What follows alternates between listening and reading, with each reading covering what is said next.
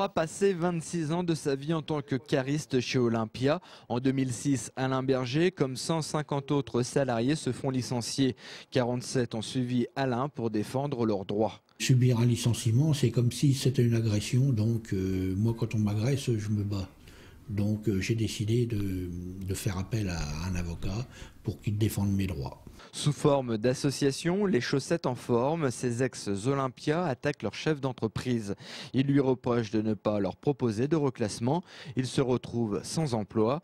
4 ans de combat s'ensuivent pour demander réparation. Mardi dernier, la justice tranche, l'association gagne. Alain touche 39 000 € de dédommagement. De toute façon, on a toujours eu confiance dans la justice de notre pays. Heureusement qu'on est en France. Et la justice est pérenne et justement ne dépend de rien du tout.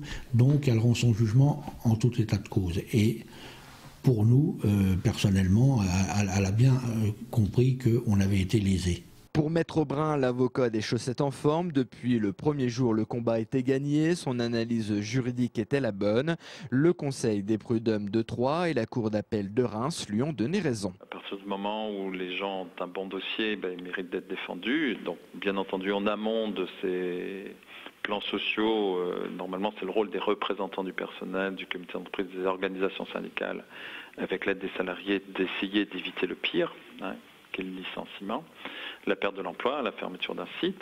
Et puis, quand on n'y arrive pas, c'est en aval, avec chacun des salariés, devant le juge du contrat de travail, qu'il faut essayer de démontrer que soit il n'y a pas de cause économique, soit les obligations de reclassement ont été ignorées, comme dans ce dossier Olympia, ou encore lorsque c'est une fermeture que partielle ou un plan social partiel, si lors des départs, le choix des salariés qu'on devait licencier a été fait de manière objective ou pas. Le dossier est en cassation. Selon Alain, ça ne changera plus rien. Pour autant, il reste attentif à l'évolution de son ancienne entreprise.